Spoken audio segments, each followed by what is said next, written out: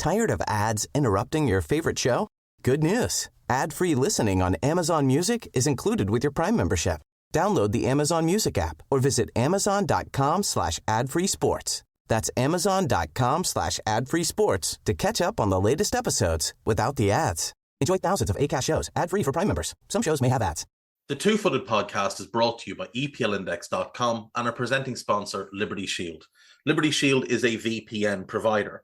A virtual privacy network allows you to go online, change your location, access things you're geo-blocked from, while keeping your data safe.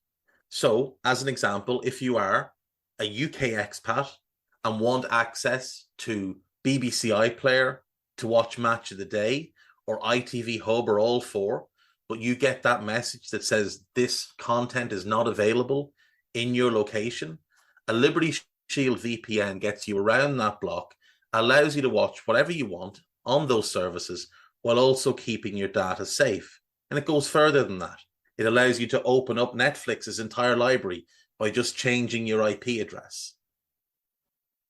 Liberty Shield is the #1 rated VPN provider on Trustpilot with 5-star ratings across the board. So go to libertyshield.com right now, use the code EPL25 and get either the hardware package or the software package.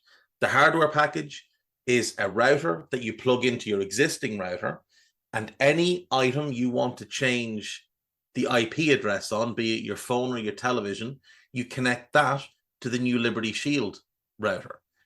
All other items can remain connected to your existing router. There's also a software package which is instantly downloadable to your device and you can get using straight away. Again, libertyshield.com, EPL25 for 25% off at checkout. We're also brought to you by Home of Hopcroft, a giftware and homeware company located in Scotland but shipping worldwide. Check out homeofhopcroft.co.uk and do check out the EPL Index and Anfield Index shops, which you'll find on Etsy. Use the codes EPL10 or RED10 for 10% off at checkout. And lastly, do remember to check out A Tad Predictable, hosted by Tadiwa. That podcast is on this feed before every Premier League match week. And then the EPL Roundtable, hosted by Kevin DeVries, on its own EPL Roundtable feed. So just search EPL Roundtable in your podcast device. And that's out after every match week. Now, on with the show.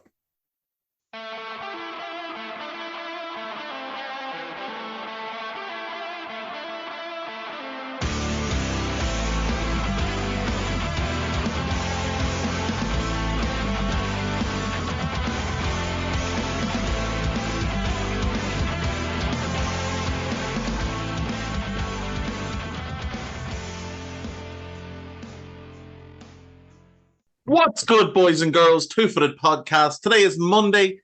It is December 11th. The sun is in the sky. It is cold, but the sun is in the sky, and we should all be happy. We should all be happy because this bizarre mutant league that we all follow just threw up 4 days of absolute chaos. Well, 3 days over 4 days of absolute chaos. We'll start Thursday night because obviously Friday's pod we recorded Thursday before the Everton, Newcastle and Tottenham West Ham games, both of which were quite surprising. Everton 3, Newcastle 0. What a performance from Everton. What an absolute shambles from Newcastle. Now, the Toon could well have won that game, but at what point do we start having a conversation about Kieran Trippier? Just hold that one for a sec. Dwight McNeil, Abdoulaye Doucouré and Beto, who managed to run probably 20 yards with the ball while falling over the entire time and still scored. And fair to say, Newcastle were missing Nick Pope just a little bit. Tottenham went 1-0 up again and managed to lose again, gifting opportunities left, right and centre, and West Ham take advantage. So, great win for Everton. Great win for West Ham. Both teams should be very pleased with those results. Everton will continue to be pleased. West Ham not so pleased when we get to them. Crystal Palace 1, Liverpool 2. Mateta scores a penalty on 57 minutes. Absolutely a penalty. No arguments. Absolutely a penalty. Not quite sure how it took them so long to give said penalty. On 75 minutes, Jordan Ayew is sent off, and this is where the controversy starts. So he was booked for not retreating from a free kick, and Van Dijk goes to take the free kick. It hits him, and he gets booked.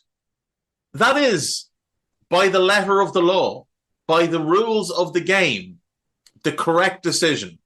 That is a warranted yellow card. On 75 minutes, Liverpool are breaking from a Crystal Palace set piece.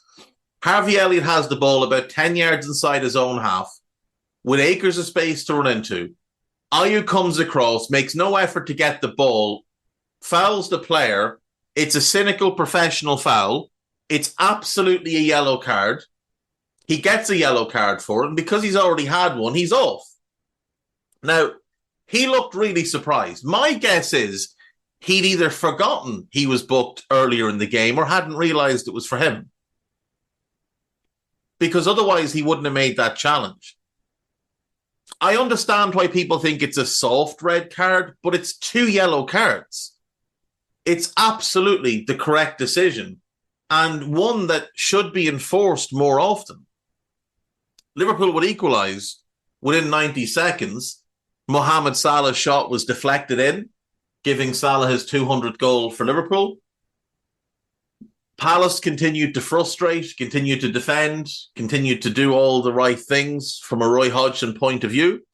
But on 91 minutes, Harvey Elliott picked the ball up, drove towards the edge of the Palace box, and walloped a shot that gave Remy Matthews, the sub-goalkeeper who'd come on for Palace, very little chance. And Liverpool were 2-1 up. Now, I'm sure there are people who watched that game who think Palace were hard done by. And I think that's fair. I do. But let's be honest, Liverpool had 76% of the ball in 14 shots to 24% in 8 shots. A couple of Palace's shots came very, very late on after the second goal. So I'm not really sure that Palace were as good as people made out. Liverpool were terrible. But Palace didn't really show any ambition in this game, summed up by the fact that they had a flurry of late set pieces. And the goalkeeper attempted to come up for one of them and was frantically waved back towards his goal by Roy Hodgson. Now, I understand that Roy is from a different era and he still believes that he's in said different era. But in the modern game, it's pretty well accepted that you might as well lose 3-1 as 2-1. You might as well just have a go. And sending up a goalkeeper can often just lead to a bit of a chaotic situation in the box because nobody has been assigned to pick that man up. And whether he gets on the end of it, which obviously rarely happens, or takes a defender away from somebody else who gets on the end of it, which does happen, bringing the goalkeeper up can be a useful weapon to use when you're chasing a game like that. But Roy has absolutely no ambition. And frankly, Crystal Palace need to be sitting themselves down and having a long conversation over what they want to be as a club. Because there's too much talent there for them to continue to be this poor, for them to continue to play this brand of football. Molly agrees. Molly wants Roy out. Yeah, Liverpool win. Liverpool go top. That is where we stood at the final whistle. Now, for Liverpool, they have Europa League game in midweek. Doesn't matter. They're already through. They can send the ground staff if need be.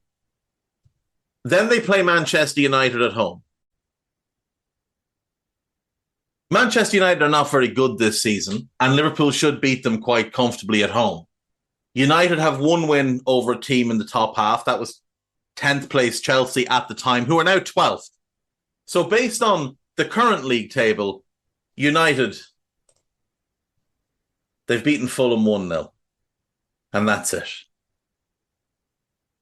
They've beaten one team that was in the top 10 when they played them, and now they've beaten a team that have moved into the top 10 since. And that's it. And they've lost 7 Premier League games this season. They've got a negative goal differential through 16 games, which is embarrassing. And frankly, Liverpool should put them to the sword. After that, Liverpool play West Ham in the EFL Cup, which will be tough. Then it's Arsenal in the Premier League. Then Burnley on Boxing Day, and then Newcastle on New Year's Day. 4 Premier League games, 3 of which are at home. The other is against the bottom team in the league. Liverpool should be quite confident going into this period. If they get through those 4 games, and they're still top, they get 3 weeks to rest and recover. They have Arsenal in the FA Cup, but the league needs to be the focus for them, along with the EFL Cup and the Europa League. The FA Cup at this point is very much number 4, purely because of the time of year it is. I love the FA Cup, but this year I would happily see Liverpool punt on the competition and focus in on the other 3 that are available to them. All going very well for Jurgen Klopp at this point. He does need to make some additions in January. Failure to do so, it would be gross negligence. It really would be gross negligence. Moving on then to our next game from the weekend. Wolves won, Nottingham Forest won. Forest went 1-up through Harry Toffolo on 14 minutes. A good header from a Nico Williams cross. Matthias Cunha equalised on 32. And from there, it was a bit of a back and forth game in which both teams had chances to win. I think it was Toffolo again had another great headed chance and headed over. Wolves will probably feel a little bit disappointed to draw at home against Forest, but I think both teams can take something from the game in terms of things that worked out well for them. For Forest, it was some of the changes that Steve Cooper made. For Wolves, it's the continued development of João Gomes in midfield, and what a very, very good player he looks like he's going to be. Czech Kouyaté did miss a really good 1v1 chance for Forest, actually, but you're not really expecting Czech Kouyaté to score goals. I do think there's more to come from both of these sides, but I think Forest are the one who kind of desperately needs something more to come from them. Brighton won, Burnley won. Brighton will be very disappointed with their showing and with this result. Wilson Odobert scored on 45 minutes, a deflected shot that beat Verbruggen. Simon Adingra finally got the equaliser for Burnley, for Brighton on 77 minutes. Brighton had been knocking on the door a lot. They'd had 29 shots in the game. Matoma had a couple of good opportunities that you would have... I suppose you would have expected him to score when he came off the bench. De Zerbi needs to get over his fascination with playing James Milner. He really does. He hasn't been good enough to play in the Premier League for about 3 years. And he's getting embarrassed regularly. I don't know what kind of voodoo James Milner has over managers, but he should not be a Premier League player at this point. At some point, he's going to break Gareth Barry's record, and it's going to be utterly meaningless because Gareth Barry was still a decent Premier League player up until the day he stepped out of the Premier League. James Milner hasn't been a good Premier League player since 2020, early 2020. It's a good point for Burnley, without question. They're second bottom, ahead of Sheffield United, only on goal difference. I think I said they were bottom earlier. They're second bottom. It doesn't look good. It really doesn't look good for them this year. Doesn't look good for any of the newly promoted teams. But at least they are all starting to make a bit of a fist of it. 4 points from the last 3 games for Burnley. It's an improvement. When you consider they took 4 from the previous 13 games, it's an improvement. But they'll need to do better. Brighton really need to do better. I know they're 8th, and that's positive. And they have turned things around a little bit of late. They've taken 8 points from the last 5 games. But you've got to be beating teams like Burnley at home. You really have to be beating teams like Burnley at home. Moving on. Sheffield United 1, Brentford 0. James McAtee with an absolutely outstanding goal on the stroke of half-time. Lovely curled finish from the angle of the penalty area. Really, really nice goal. Good performance by Sheffield United. Now, to be fair to Brighton, they're missing so many players. Like, they've got 2 midfielders playing at full-back. They're missing their best centre-back, and I think probably their second best centre-back as well. They're missing Jensen. They were missing Mbomo. There's obviously no Ivan Toney. There's no Sade. They still went there and gave it a go, but they were there for the picking. And to be fair to Sheffield United, they picked them off. Sheffield United remain bottom of the league, but it's a win. It's a confidence-boosting win. And if they look at the table right now, they can hope to maybe go and sneak something at Stamford Bridge, though it's very unlikely. And then they'll look to beat Luton at home on the 26th of December. And we'll see how they do then in January, where they've got to be active. Like, they really have to be active. And the problem for them is that the group above the relegation zone with Everton in 17th,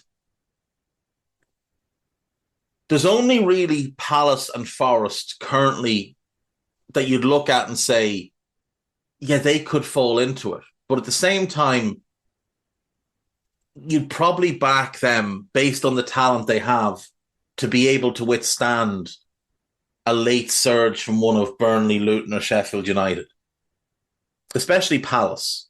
Now, Palace have a 7-point gap on Luton. Forest have a 5-point gap on Luton. Add 1 to get to Burnley and Sheffield United.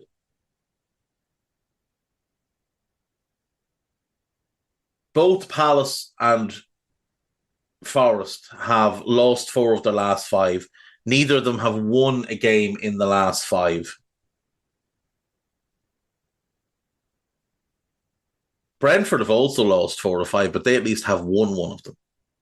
But Palace and Forest do just look a little bit hopeless at the moment.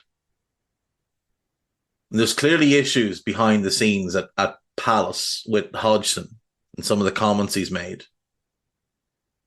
In which Forest, there's been reports, again, of pressure on Steve Cooper. And this time they've come from John Percy, who doesn't report things that aren't factual. Sheffield United have to be looking at those 2 clubs, Palace and Forest, and thinking, if we're going to stay up, that's who we've got to overhaul. Because Everton are not going to finish in the bottom 4. They're just not. So it's Palace and Forest plus the relegation teams. That's basically who the plus the promoted teams, rather. That's who the relegation group is going to come from this year. Let's move on. Oh, Manchester United 0, Bournemouth 3. That scoreline flattered United massively. This could have been 5 or 6. Bournemouth actually had a 4th goal ruled out for an accidental handball. But United were a shambles. An absolute shambles. This was a disgraceful performance. And there's no excuses for it. None at all. I don't know what goes on in Eric Ten Hag's head, but he starts a game with Maguire and Luke Shaw as his centre-back pairing while having Raphael Varane on the bench. He then takes off Luke Shaw and he brings on Johnny Evans while again having Raphael Varane on the bench. Kobe Manu, who we were being told was the best young midfielder that's ever lived a couple of weeks ago, on the bench doesn't get a look in. Rashford and 80 million striker Rasmus Højlund on the bench. Anthony Martial somehow still getting games at United. David Ornstein reporting today that United will not be picking up the option on Martial's contract, so he'll be free to leave at the end of the season. But I just don't understand how he's starting games. I don't understand how Anthony is starting games. I really don't get it. But as I said during the week, when Scott McTominay is your top scorer, you've definitely got problems. We're 16 games into the season and United have a negative goal differential. They've lost 7 times in 16 games. 7 times in 16 games. And it's not like they're having roaring campaigns outside the Premier League either. They're facing elimination in the Champions League, and not the type of elimination where you drop into the Europa League. They're facing being out of Europe entirely. 3 defeats, by the way, in that competition as well. And then obviously they went out of the League Cup, spanked by Newcastle at their own place. Now, they will get a little bit of an FA Cup run because they're drawn away to play Wigan, so they should get through to the 4th round at least. But you're looking at a team that's played 23 games in all competitions and has lost 11 of them. And has only won 11 of them. And has 1 draw. And over those 23 games has a negative goal difference. And defensively look at shambles. United have conceded just this season in 23 games, 38 goals. 38 goals. While scoring 33. A -5 goal differential across all competitions this season. I don't care what mental gymnastics United fans try and do. This guy is not cut out for that job. And I saw Goldbridge the other day, after this shambolic performance, make reference to how under Mourinho, United went to the Etihad, went 2-0 down, came back and won 3-2, and then lost to West Brom a couple of days later at home. And West Brom were getting relegated that season. And he said, oh, this is just how Manchester United are. The issues with the players. The players don't have the mentality. And I thought, well, that's interesting. So I went and I looked. Following players are still at Manchester United from then until now. Victor Lindelof, Anthony Martial, Luke Shaw, Scott McTominay, and Marcus Rashford. 5 players. That's all that's still at the club. And the only one who played in both the defeat, both games back then and both games now, that City and West Brom game and this most recent, beat Chelsea, lose to Bournemouth shenanigans, the only player that played in both was Rashford. And funnily enough, he wasn't a starter in those games or these games. So it can't be the players because it's not the same players. It just isn't the same players. And if we look at this team, he signed Onana, he signed Reguilon, he signed Amrabat, he signed Anthony. So there's 4 of his players in that team. Diogo Dalot, I think, has been one of the few good players for United this season. This manager has done everything possible to disparage and ruin Harry Maguire. I'm told Luke Shaw is the best left back in the world. But he's playing him at centre back. He picked Luke Shaw out of position. Scott McTominay has been one of their best players this year. Bruno Fernandes is their best player. I'm told Garnacho's the best young wide player in the world. And then there's Martial. Did I name him as one of the ones that's still there? If not, he's one of the ones that's still there. Now, him, you could absolutely point to. Lindelof, I'm not sure there's an issue with Lindelof's mentality. He's also not been part of this mess. I'm not sure there's an issue with Marcus Rashford's mentality. And again, not starting. So I don't really understand how Goldbridge can say it's the players when the playing staff has been turned over.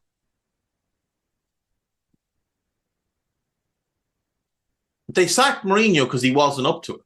Now, Mourinho did a lot better than this fella, but he wasn't up to it, ultimately. Now, there are many, many issues at United, but undeniably, Erik ten Hag is one of them. Undeniably. Losing 3-0 at home to Bournemouth is flat out embarrassing. Dominic Solanke opened the scoring on 5 minutes after comical defending from United. Lewis Cook, just through pure desire, sprinting past half the team. Philip Billing made it 2 on 68, and Marcus Senesi made it 3 on 73. Both from very simple crosses into the box that could easily have been dealt with and were not dealt with. And like I say, Bournemouth could have scored 2 or 3 more. They had one disallowed. Solanke missed a good chance. They just they hit the post or the crossbar. United are just not good. They're not good at all. And it's just funny to see people try and make excuses for them. Last game on Saturday, Aston Villa, off the back of their big win over Manchester City, get another big win and beat Arsenal 1-0. John McGinn with the only goal of the game on 7 minutes. Arsenal did create some chances, more certainly than City, but at the same time, they looked really vulnerable to Villa's counterattack. And while Arsenal fans have found, a couple of reasons to cry, there's nothing that went against them in the game that wasn't the correct decision, bar maybe the shout for a penalty. Now, I've only seen the replay twice. I'd like to see more angles of it. But I mean, the Kai Havertz disallowed goal is a blatant handball by Kai Havertz. He handles it about 3 different times. So obviously that was called for a handball. And Jared Gillett is looking at it. It's 20 yards away. He can clearly see Kai Havertz slap at the ball, make a slapping motion at the ball. It's a clear handball. Why would it not be ruled out? I don't really understand how Arsenal fans are upset by that. They've also tried to get themselves upset that another goal that they scored, which was ruled out for offside, which was clearly offside, was ruled out for offside. They didn't even look at it. Yes, they did. They look at everything. They look at everything. And it was clearly offside. I'm not sure how Arsenal fans could be upset with the fact that they lost at the weekend. I really don't understand how they could be, because the referee got the big decisions right, bar maybe the penalty. And if that is the wrong decision, then yeah, fair enough, then you have reason to be annoyed. But you know what? You'd still be second with that draw. So does it really make a difference? at this point in time. It might come the end of the season, but for now, it doesn't. You'd still be second. But huge credit needs to go to Aston Villa. They're third in the Premier League, and they warrant third in the Premier League. They've been really, really good. They're brilliant at home. They're well organised. They play a really nice brand of football. That midfield pairing of Kamara and Luis is one of the two best midfield pairings in the league this year, along with Basuma and Sarr at Spurs. And frankly, I've been really impressed with them over the last two games, to the point where I do think, for now, we need to talk about them in the title race, because they're only 2 points off top. They're only 2 points off top. And they go Brentford next. They're still going to be missing a bunch of players. Then Sheffield United at home. Then United away. And then Burnley home. I mean, you're kind of expecting them to win all four of those. Given the injuries to Brentford, how poor United are, and the fact they can't beat anyone in the top half, and then it's Sheffield United and Burnley at home, you're sort of expecting them to win all four.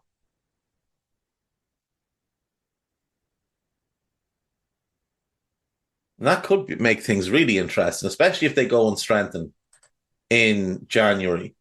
Moving on, Luton 1, Manchester City 2. Luton went 1-0 up through Adebayo. Really nice goal. Brilliant from Barkley in the middle of the park. Ball gets shifted to the right. Works its way to Andros Townsend. Gorgeous cross. Just the perfect cross. Very Bukayo Saka-esque cross. Adebayo out jumps Ruben Diaz and makes it 1-0. But City just turned things up in the second half. Bernardo scores on 62 after good work by Rodri. And then Jack Grealish gets the winner on 65. A nice finish after a good sweeping move. City get a deserved win. Like, it was a deserved win. We shouldn't pretend otherwise. But Luton did cause them a lot of trouble. Luton did make it very uncomfortable for them. City needed that win, having not won in their previous 4 games. They're 2 points behind Villa, 3 behind Arsenal, 4 behind Liverpool. They do now go to play in the World Club Cup. They have Red Star away and then Palace home. And then they go to play in the World Club Cup. So the Brentford game is postponed. Then they come back for Everton away, which is going to be tough, and Sheffield United home. And that'll get them through to the end of the year. They will not end the year top of the table, but I still think they'll win the league. Moving on, Everton 2, Chelsea 0.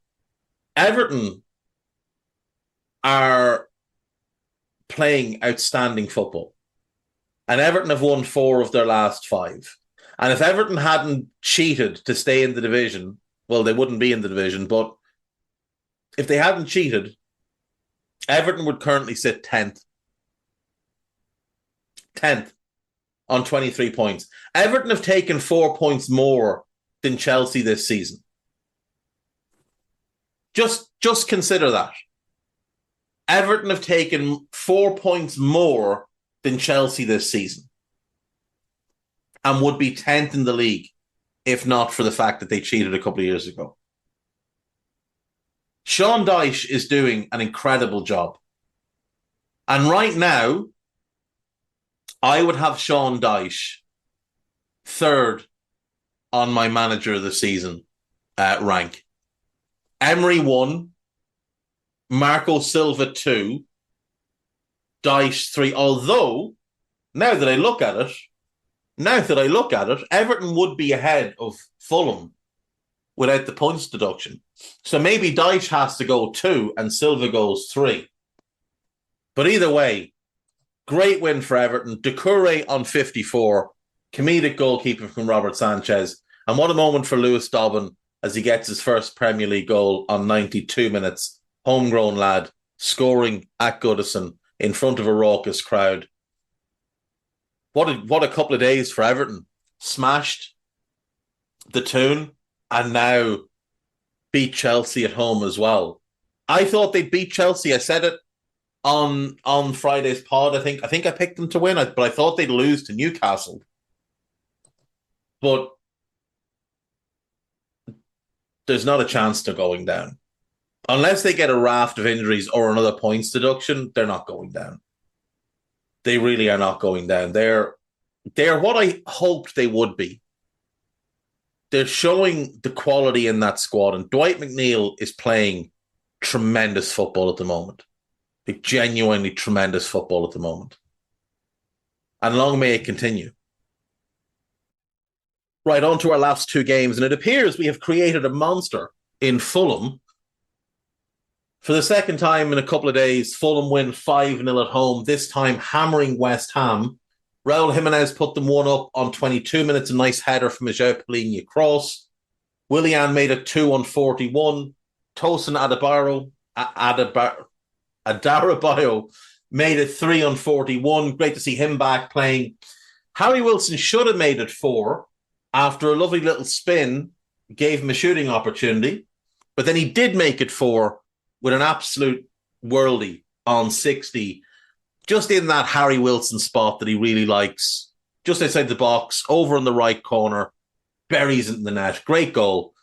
And Carlos Vinicius wrapped it up after very unselfish play from Wilson when he broke through, drew the keeper, slid it sideways. Vinicius tapped home to give Fulham a convincing heavy win that really did ask some big questions about West Ham. Now, obviously West Ham got a great result in the week, beating Spurs, but this is a massive blow to them. On the topic of Spurs, they beat Newcastle 4-1. Destiny Udogie on 26 after dreadful defending from Kieran Trippier. Richarlison on 38 after dreadful defending from Kieran Trippier. Richarlison again on 60. How bad must your defence be if you're letting Richarlison score twice? And then Heung-min Son from the penalty spot on 85 after he had been brought down by Dubravka. Joelinton did score late to give Newcastle a little bit of consolation, but not a whole lot. A very bad few days for the Toon. After such a good performance in their win over Manchester United, these are just two desperate performances. Now, they are racked with injuries at the moment, but they're getting players back as well. You know, they've got Wilson back, they've got Isak back. The Botman injury is massive for them. He's so important to them defensively. They've still only conceded 21 goals this year, which is worth mentioning. But the defensive performance in the last game and a half has just been shocking. So we end up Liverpool top, Arsenal a point behind, Villa a further point behind, and City 2 points behind them. And that's your top 4. Then it's Spurs on 30 points, United on 27, Newcastle 26, Brighton 26, West Ham 24, Fulham 21, Brentford and Chelsea both on 19. Brentford have a slightly better goal difference because Chelsea just aren't very good. Then it's Wolves also 19, Bournemouth also 19, along with Aston Villa and Liverpool, the most informed team in the Premier League with 13 points from their last 15 available, which, you know, when you consider that in their first 11 games, they took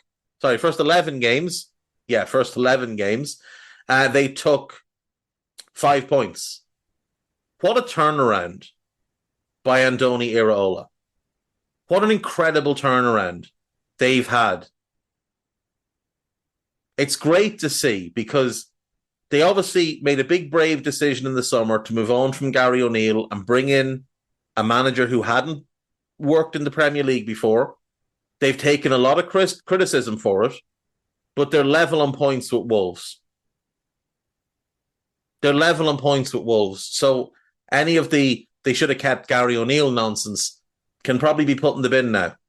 Then it's Crystal Palace on 16, Nottingham Forest on 14, Everton on 13. Just to reiterate, Everton would be 10th if they hadn't been deducted 10 points. Then Luton on 9, Burnley and Sheffield United on 8. Just to compare where the top teams are in comparison to last season. So this time last season, 16 games in, Arsenal had played 16 games, won 13, drawn 1, and lost 2.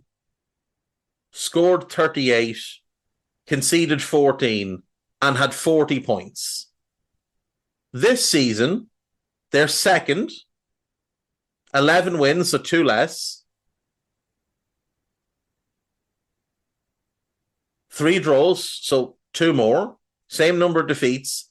5 goals less scored, 1 goal more conceded, and 4 points less in the league. So they've dropped a little bit. Manchester City were second. They had 12 wins, 2 defeats, 2 draws. They'd scored 47, which was ludicrous. They'd conceded 17, and they had 38 points. This season, 10 wins, 3 defeats, 3 draws. Scored 38, so 9 less. Conceded 18, so 1 more. 33 points. They're 5 points worse off. So people are talking about City with this massive drop-off. Their drop-off is only 1 point more than Arsenal. Now, they're 10 goals worse off in the aggregate than Arsenal last season. Arsenal are 6 goals worse off.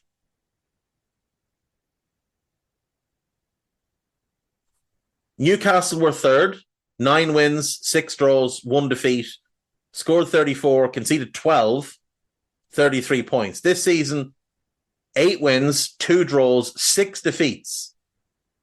6 defeats, so 5 defeats more than this time last year. They've scored 33 goals, so only 1 less, but conceded 21, so 9 more. And they're 7 points worse off than they were at this time last year. Here's one that'll shock you, I think. Ange has done a brilliant job. And there's the opinion that Spurs were awful through all of last year. This time last year, Spurs were 4th. 9 wins, 2 draws, 5 defeats, scored 33, conceded 25, 29 points. This season, 9 wins, 3 draws, 4 defeats. Scored 33, same, conceded 23, 2 better off. 30 points. They're 1 point and 2 goals better off than they were at this time last year. 1 point and 2 goals. The opinion is that they're much better. Now, they're much better to watch, but results-wise, they're about the same as they were last year. Manchester United were 5th, 8 wins, 4 draws, 4 defeats, scored 23, conceded 23, points 28. This season, 9 wins, so 1 more, no draws, 7 defeats. 7 defeats. Scored 18, so 5 less. Conceded 21, so actually 2 less than this time last year. But a -3 goal differential is 3 worse than last year. And they're only 1 point behind where they were at this time last year. Which goes to show they were awful this time last year as well. They're awful. They are genuinely terrible. Brighton were 6th. 8 wins, 3 draws, 5 defeats, 26 and 19, 27 points. This season, 7 wins, 5 draws, and 4 defeats. They haven't had to change manager this year, which is a plus. They've scored more goals. They've scored 7 goals more, but they've conceded 9 goals more. So they're actually 2 goals worse off overall and 1 point worse off with 26. But you want to talk about improvement. This time last year, Liverpool had won 7, drawn 5, lost 4, scored 30, conceded 17 for a plus 13 goal difference. and they had 26 points. This season, they've won 11, drawn 4, lost only 1, and it was controversial, scored 36, so 6 more, conceded 15, so 2 less, 8 goals, and 11 points better off. 8 goals and 11 points better off than they were this time last year. Brentford, they're 3 points worse off, but 1 goal better off. Fulham, 1 point worse off, 1 goal better off. Chelsea, 3 points better off. Sorry, 3 points worse off, 1 goal better off. And then here's the second huge jump. Aston Villa. This time last year, 6 wins, 3 draws, 7 defeats, scored 18, conceded 23, -5. This season, 11 wins, 2 draws, 3 defeats, scored 35, conceded 20, plus 15 and 35 points. They're 14 points better off and 20 goals better off. Slightly better defensively, much better going forward. What a turnaround. What an incredible turnaround. Crystal Palace, they are 4 points worse off and 4 goals worse off. Leeds were 13th at this point last season. Leeds were 13th. They were 6 points clear of the relegation zone. So let that be a warning to the likes of Forest and Palace. Leicester were 14th. They were only 4 points clear, but again, let that be a warning to Forest. Then it was Bournemouth. They were 15th. They're currently 14th. They had 4 wins, 4 draws, 8 defeats, scored 18, conceded 34, -16 and 16 points. This season, 5 wins, 4 draws, 7 defeats, scored 21, so they're 3 goals better off that way, conceded 30, so 4 goals better off that way for a 7-goal swing, and they have 3 points more. West Ham, they're obviously doing a lot better this year. They're 10 points better off and 5 goals better off.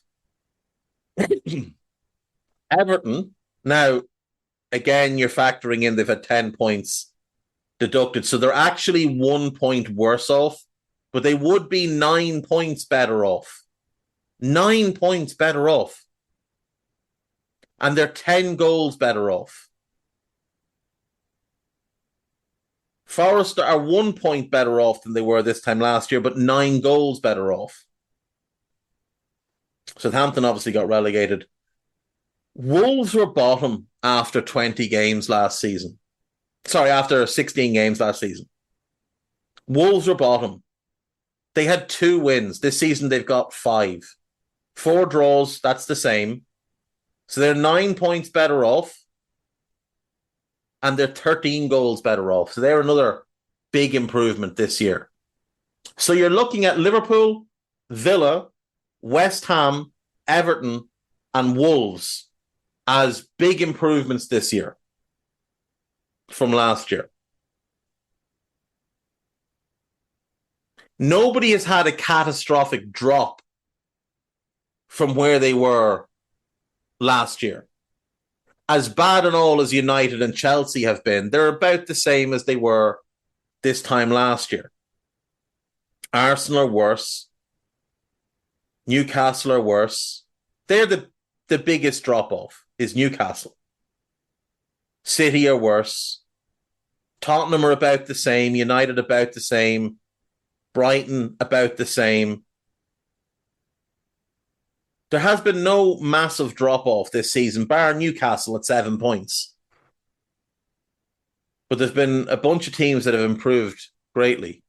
Now, the problem is that there's been a lot of small little drops. But all things considered, I think the league is shaping up quite well. We're definitely going to get some variation of title race. There's going to be a battle for fourth. There'll be a battle for fifth, sixth, and seventh in the Europa spots. And then we may yet get a relegation battle. Now, we might not. We might not. It's worth pointing out that Luton now have 1 point less than Wolves, who were bottom then, did at that point. But still, we might get some sort of scrap down the bottom. Right, we'll go to break. When we come back, news and gossip. So I'll see you after this. Tired of ads interrupting your favorite show? Good news. Ad-free listening on Amazon Music is included with your Prime membership. Download the Amazon Music app or visit amazon.com/ad-free sports. That's amazon.com/ad-free sports to catch up on the latest episodes without the ads. Enjoy thousands of Acast shows ad-free for Prime members. Some shows may have ads. Right, welcome back. So, on to the news. Scott McTominay says the players at Manchester United are firmly behind Erik ten Hag, despite their 11th defeat in 23 games and absolutely nothing of note from any of the players to suggest that they're actually trying for this manager. McTominay, who's getting a run in the team, is probably the worst person you could have asked right now, because he's an uber clubman and he's one of the few players benefiting from this manager. So I'm not really going to put too much into that. They don't play like a team who are behind the manager. Simple as that. They don't play like a team who are behind the manager. Now, obviously, we've seen in the past them give up on managers. They gave up on Ollie. They gave up on Ranić. They gave up on Moyes. Obviously, different players under Moyes, but they gave up. There's something rotten in that club. But the manager is not good. Simple as that. And the manager's also a little bit deluded, because he's come out and said that his team can beat anybody. Manchester United can beat any opponent, he says. If we are in the right spirit, we are able to beat any opponent. Well, results suggest not. You haven't beaten anybody good this year. So, you can beat bad teams. You haven't beaten anybody. You haven't even beaten anybody decent this season in any competition. So, I think Erik ten Hag is very much scrambling to try and keep hold of his job. Greek football will be played behind closed doors for 2 months, not for any specific club, for all of them. Top-flight football in Greece will be played behind closed doors for the next 2 months in an effort to clamp down on violence at sporting events. The Greek government took action after a police officer was severely injured in violent clashes during a game between Olympiacos and Panathinaikos. Now, you might think violent clashes between two big rivals, that's not out of the ordinary. This was a volleyball game. A volleyball game. And the fans turned up and went bananas and rioted and beat lumps of each other. And then a policeman got badly injured, which is obviously unacceptable. Hooliganism has marred Greek football in recent years. And last year, the government increased the maximum sentence for crimes of fan violence from 6 months to 5 years after another fatal stabbing. Like, frankly, it should be an awful lot more after something like that, but Jesus wept. Like, in October, Olympiacos and Panathinaikos played, and the game had to be abandoned because the player got struck by a firework. And now these fans are showing up at volleyball matches to beat lumps out of each other. Mental. Girona are top of La Liga, 2 points ahead of Real Madrid, 7 points clear of Atleti. Atleti do have a game in hand, and 7 points clear of Barcelona. After their win at the Camp Nou, not the Camp Nou, because they're not playing at the Camp Nou, they're playing at, is it the Olympic Stadium in Barcelona is where Barca are currently playing? Lewandowski and Gundogan scored for Barcelona, but Dovbyk Gutierrez, Fernandez, and Stuani scored for Girona. What a season. What an absolutely ludicrous season Girona are having. And like you look at their team, and it's not a team of star names. Like Gazzaniga, we all remember. Blind, we all remember. Tchankov is good. Eric Garcia, we all remember. But these are cast-offs from the Premier League. And they're all doing really, really well. And Barca, I mean, they didn't have Ter Stegen. He was absent. But Koundé, Arejo, Christensen, and Cancelo played as a back four. That's their starting defence. Balde was on the bench because Xavi prefers to play Cancelo for some reason. In midfield, they had Pedri, Frankie de Jong, and Ilkay Gundogan. Now, there's no defensive midfielder in there, and Frankie is not good defensively, despite claims that he is. But, I mean, Gavi's missing, but does he start in that team? I'm not sure he does over any of those three, as good as he is. You had Romeo on the bench, you had Sergio Roberto on the bench. In attack, they had Rafinha, Lewandowski, and João Felix. And off the bench, they had Ferran Torres, Yamal, and Lopez. They're missing Gavi and Marc-Andre Ter Stegen, but they're fairly close to full strength, and they're getting beaten 4-2 at home. What a win. Eric Bailly is among 5 players who've been excluded from the Besiktas squad. Vincent Aboubakar, Rashid Gazelle, formerly of Leicester, John Onana, and Valentin Rosier have also been dropped. The decision was made because of poor performance and incompatibilities with the team. Our work regarding recruitment for the new squad structure continues, the club stated. I mean, Bailly's only played a handful of games. They're being made to train away from the squad for the foreseeable future. They're 14 points off the top 2. They're out of the Conference League. They're having a bad season. But 3 of them only joined this past summer. So to turn around and say that you're recruiting for a new squad structure and those players are just being banished is really, really strange. Like, Eric Bailly is a good defender. Vincent Aboubakar is a good player. John Onana is a very good player. The other 2 have been there longer, so you could say, okay, fair enough. But that's a very, very bizarre situation. And they have only recently appointed a new manager. He's been in charge for 5 games, so this is obviously his decision. But I'm not sure he's the type of manager I would be giving that sort of power to. I certainly wouldn't be planning for Kalambe as the long-term future. Like, this is a journeyman manager whose only success in 22 years was winning the Turkish Cup with Sivasspor. Other than that, he's done very, very little. His career win rate from 737 games is under 41%. So I'm really not sure I would be planning to build with him. He was a decent player back in the day, but I wouldn't be planning to build with him as my manager. On to the gossip then.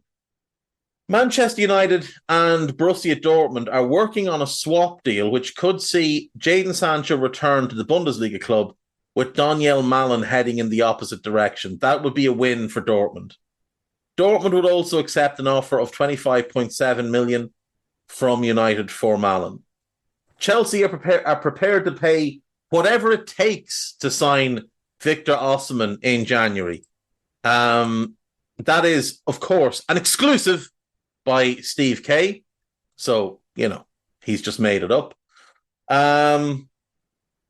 Manchester United are willing to sell Christian Eriksen in the January transfer window. Don't actually believe that story at all, but I do think Eriksen made a huge mistake when he turned his back on Brentford. United and Liverpool have joined a host of top clubs who are targeting João Palhinha. Bayern are unlikely to make a second approach for Palhinha in January, according to Sky Sports Germany. Manchester United will have to spend 34 million to beat Juventus to the signing of Valencia's Spanish under-21 midfielder, Javi Guerra. I haven't seen enough of him to know whether or not he's worth that type of money. I know he is highly regarded, but we'll see. Tottenham will consider selling Richarlison in January. No, they won't. Jurgen Klopp has played down suggestions the club will look to replace Joel Matip in January. What he actually did is he got asked a question by a journalist he doesn't like, and he snapped at him. Former Wolves boss Julian Lopetegui is open to replacing Steve Cooper as Nottingham Forest manager, having recently rejected a lucrative offer from Saudi Arabian club Al Ittihad. Nottingham Forest captain Joe Worrell has been monitored by Middlesbrough and Leicester after being excluded from Steve Cooper's first team. He was left out because he wasn't playing well. Aston Villa's French midfielder Morgan Sanson wants to make his loan move to Nice a permanent one. It makes sense for everybody. He didn't work as a Villa player. Barcelona want 13 million from Bayern Munich for Clement Lenglet. That would be a dreadful signing for Bayern. He's not very good. West Ham are open to offers from Max Cornet. I'd actually completely forgotten that he was still there. He should be getting games. He should be getting games at the moment. AC Milan and Napoli face competition from several Premier League clubs for the signing of Monza's Italian goalkeeper Michele De Gregorio. Now, I don't know why either of those clubs would want him, considering the AC Milan have Mike Maignan, who's one of the 5 best goalkeepers in the world, and Napoli's got a decent goalkeeper as well, so in merit. So I'm not sure why they'd want him. Manchester United are set to battle with Manchester City for the signing of Lille's French defender Lenny Yoro. He's super talented. Ivory Coast winger Amad Diallo could be loaned again by Manchester United in January if he cannot force his way into first-team reckoning after recovering from injury. He'll be loaned because for him to get games, Anthony would have to step out, and if Anthony's dropped for Diallo, it will look really bad on Ten Hag, but I would much rather have Diallo in my team. Newcastle sporting director Dan Ashworth is a target for Manchester United. He's not going to leave Newcastle. Maybe he will, I just don't see it. Barcelona are keen to sign Wilfred Ndidi, who's out of contract in the summer. Makes sense. I wouldn't be surprised if a couple of clubs made offers for him in January, to be honest. Calvin Phillips is at the top of Manchester United's shopping list for next summer. No, he's not.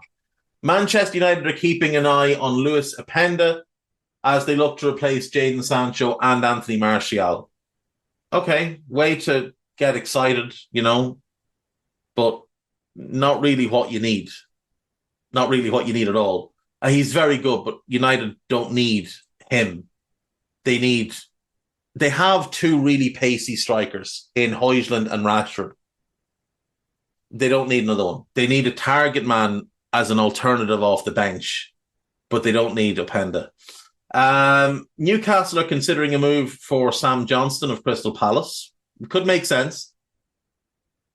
Manchester City are interested in Club Brugge winger Tajon Buchanan and will have to pay about 50 million for the 24-year-old Canadian.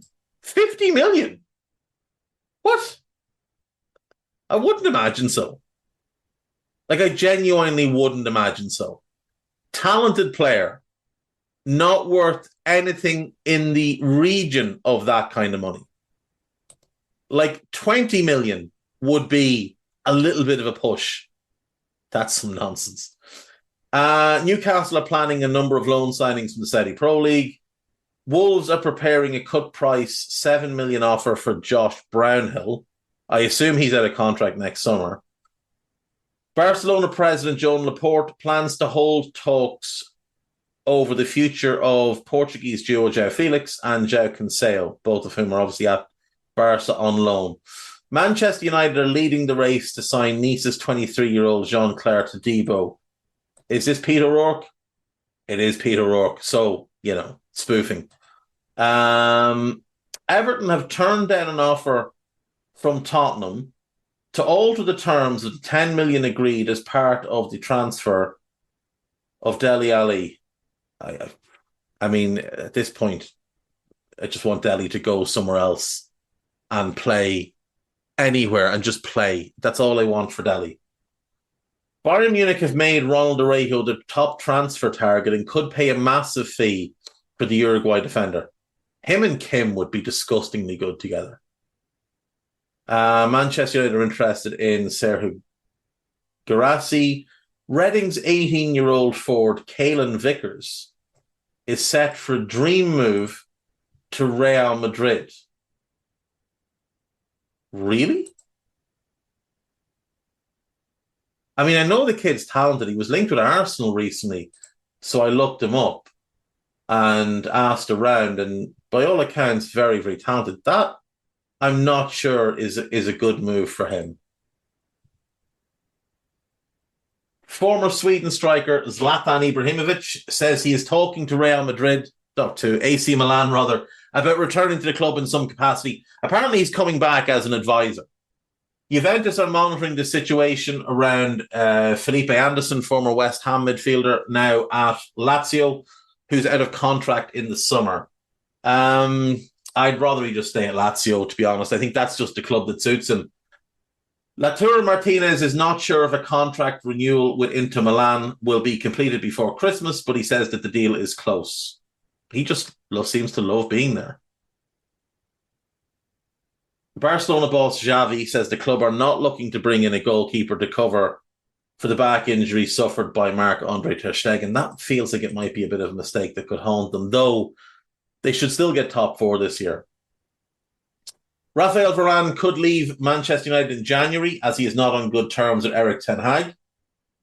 Probably because he's worked under great managers and can spot a spoofer.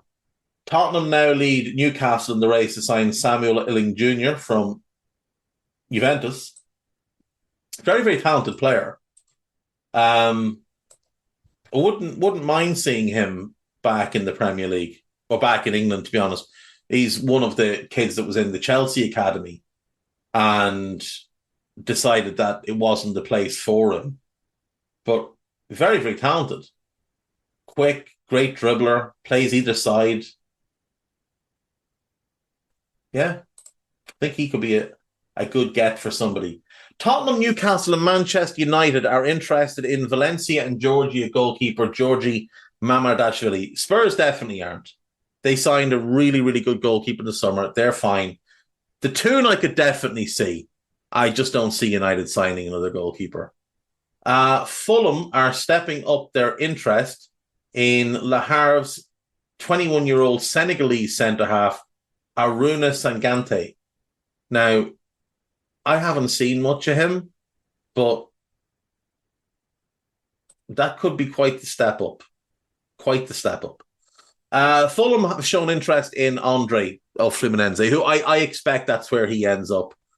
Liverpool are among Premier League clubs who are interested in Maximilian Bayer, who's expected to leave Hoffenheim next summer. Now, he's having a very good season. I'm not sure. I'm not sure if Liverpool are going to be interested in bringing in another forward player. I think a winger, maybe, but not another kind of guy who plays through the middle. Everton are prepared to sell Ben Godfrey to Tottenham if in January a bid is submitted. Ben Godfrey's a good defender. If I were Everton, I'd be keeping him because you're desperately short of depth. Manchester United have offered to double the wages of Ronald Araujo, who is not interested in a January move to Bayern Munich. I don't think he's going to be interested in a move to United either. Chelsea and Liverpool are keeping tabs on Inter Milan and Turkey midfielder Hakan Çalhanoğlu. No, they're not. That's utter nonsense. French forward Matthias Tel has decided to stay at Bayern Munich until at least the summer, despite many clubs inquiring about a loan. Super talented. He's going to need games at some point. Chelsea have entered talks with Palmeiras over a deal to sign Brazilian winger Estevão. I can't imagine a worse move for that kid. Genuinely, I can't imagine a worse move. Like, they've already signed Kendry Páez, who plays a similar position, and they've got 43 wingers as it is. It would be really, really poor move on that kid's behalf. Manager Mikel Arteta has invited Arsenal legend Dennis Bergkamp to return to the club as part of the academy staff. That's another exclusive from Steve Kay, who, the guy is just a complete spoofer. Before we go, I want to finish on this. I want to just mention the Joey Barton thing, because he has been annoying the piss out of me for days now on Twitter. Joey Barton is, as an individual, he is a toe rag. Joey Barton had the talent to be a very good footballer and have a very good career. And in a recent post on Twitter, he described himself as having had a fantastic career, but he didn't have a fantastic career. And when I saw Paddy Kenny tune in and announce that Joey Barton was a top player, I just thought, you know what? You live in your own deluded world. Joey Barton had a below average career in the Premier League. Joey Barton massively underachieved for the talent that he had as a footballer. Joey should have won 50 plus caps for England. He could have been potentially the solution to the Gerrard Lampard midfield as that sitting ball winning type. He was a really good ball winner. He's a very good passer of the ball as well. But what Joey Barton did was he threw away his career.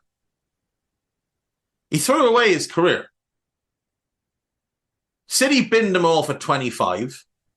He went to Newcastle. He flopped there. He got sent to QPR. He only really made any impact on QPR in the Championship. It was very, very poor for them in the Premier League. Had a failed loan spell at Marseille. Did well for Burnley in the Championship. Was voted one of the biggest flops in the history of Scottish football during a failed spell at Rangers. And then finished off with Burnley before getting banned and ending his career with a ban for gambling. So, let's recap. Had no real England career. One cap. Was 2 under-21 caps and 1 senior cap. Was basically ruled out of consideration because of his behaviour. Because of the things that he did to others off the pitch. And some of his behaviour on the pitch. In 2007, he was fined £100,000, which, bear in mind, was probably about 5 weeks' wages for him at the time, for assaulting Ousmane Dabo. Dabo said he was hit several times, left unconscious, and had to go to hospital after suffering injuries to his head, including a suspected detached retina. Dabo requested the police press charges against Barton, and as a result, Barton was arrested and questioned by Greater Manchester Police. This altercation ended Barton's time at City. Barton later cited a relationship breakdown with Stuart Pearce as the main reason he left the club, refusing to take responsibility for what he did. He got a 4-month suspended prison sentence for that. and he was fined another 25 grand by the FA. And Man City booted him out the door. And foolishly, Newcastle paid nearly 6 million for him. Very, very foolish. He went to Newcastle and he flopped. And they got relegated. And he was barely in the team. And then he barely played a role in their championship promotion.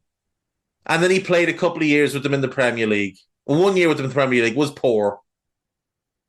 And then at the age of 29, with a year left on his contract, Newcastle said, you know what? We've had enough of Joey Barton. And they binned him off. And he went to QPR on a free at 29, where he promptly got relegated for the second time. But big for his boots, Barton, he wasn't going to play in the Championship. He was too good for the Championship.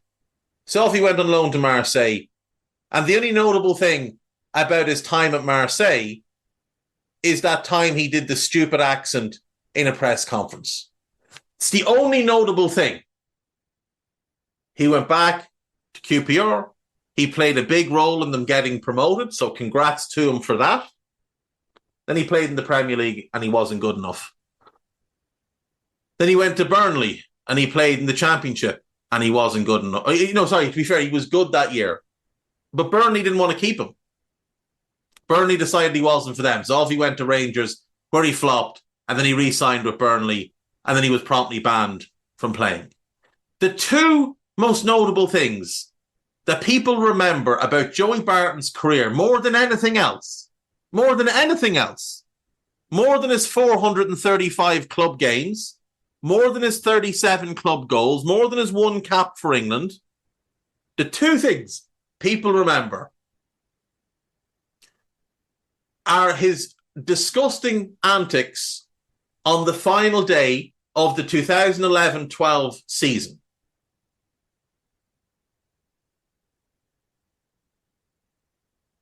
Where his team were fighting to stay in the division, and he let them all down by getting himself sent off and then going around trying to start fights with all the Man City players. And he let his team down that day. I was wrong. They didn't get relegated that season. They got relegated the following year while he was off on his loan spell at Marseille, because QPR had enough of him, so they binned him off. That and the stupid accent at Marseille, they're the two things that come to mind when you think about Joey Barton's career. And he thinks he had a fantastic career. Then he became a manager. Surprised everybody when Fleetwood Town appointed him as manager.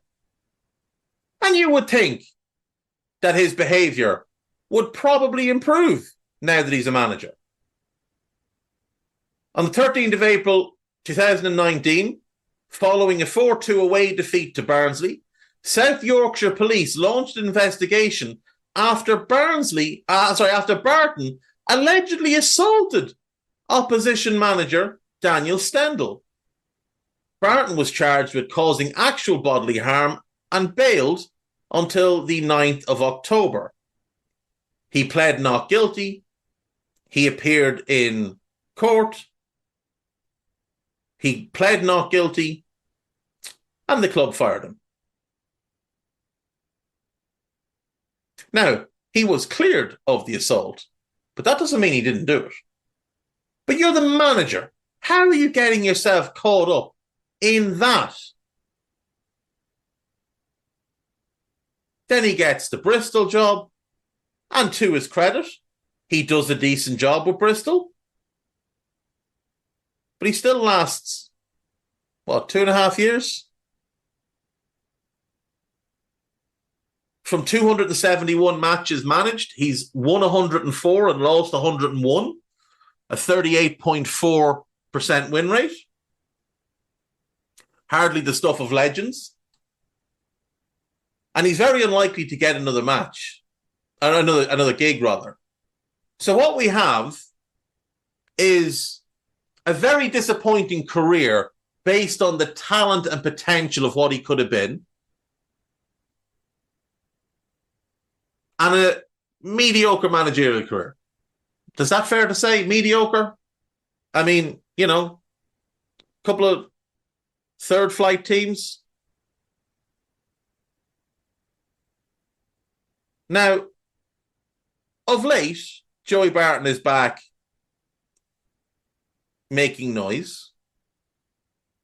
But, the last time we really heard much of anything about him, because he was quiet when he was at Bristol Rovers, just got on with his work.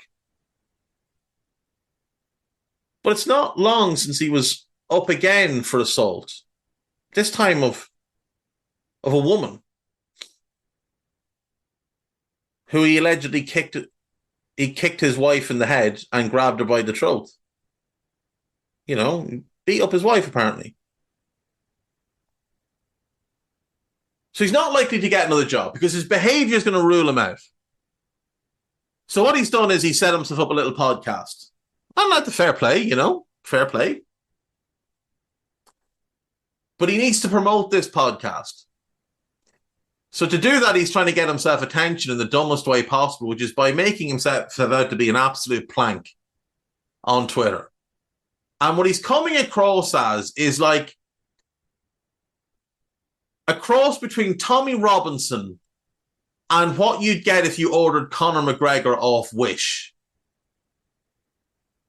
That's basically, or Temu, or one of those kind of sites, That's basically what you're getting from Joey Barton. Half Tommy Robinson, half Conor McGregor. And a lot of the language he's using is quite concerning. It's very misogynistic in the way he goes about his business. And he's calling himself the king of Twitter and saying that back in the day, he was the original king of Twitter. Back in the day, he was a laughingstock on Twitter. He used to try and quote philosophy from like the one book he's read in his entire life. And he tries to bring himself across as some like highly intelligent person. He just ends up sounding like a fool. If Joey Barton had a career, lots of players have careers, and lots of them have better careers than you. None of them go on Twitter and embarrass themselves in the same way you do, Joey. None of them. And you're sitting there and you're calling for certain women who work in football in, presenting or commentating to debate you. Why would they debate you? You're beneath them. You're beneath them. Now, I can only assume that Joey Barton thought he'd get a job on Sky or somewhere and is very upset that he's not able to get one. So now he's trying to get a job on GB News or somewhere like that.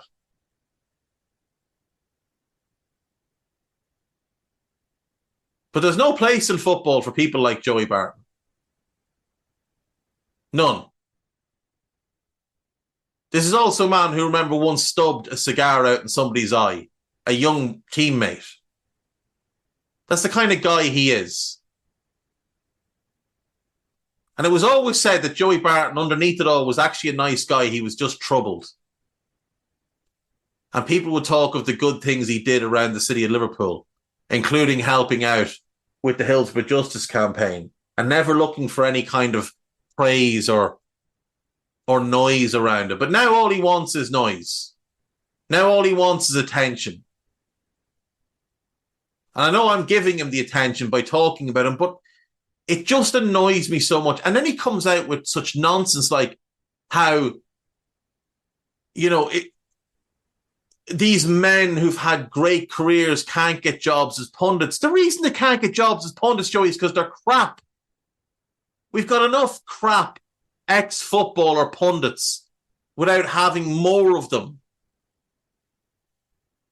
And he talks about box ticking.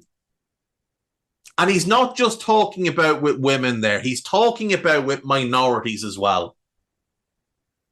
And he accused a Manchester United fan, well-known United fan who works in the fan media sphere, of hating whites. And that's the type of line that's always said by someone that's the wrong side of the racial divide.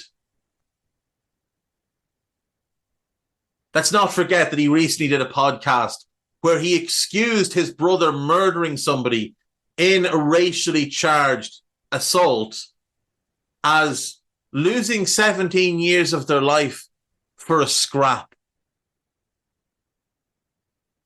That's the type of person he is. So the best thing we can all do is just block Joey Barton and filter him out again and forget he exists, because his career is forgettable. Let's make him as a person forgettable as well. I'll see you all tomorrow. Bye-bye.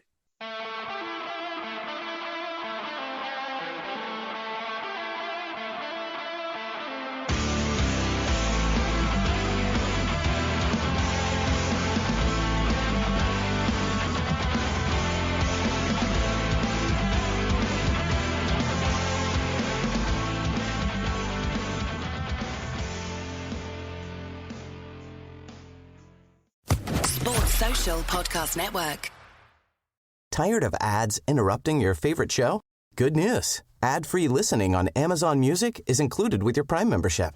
Download the Amazon Music app or visit amazon.com/ad-free sports. That's amazon.com/ad-free sports to catch up on the latest episodes without the ads. Enjoy thousands of Acast shows ad-free for Prime members. Some shows may have ads.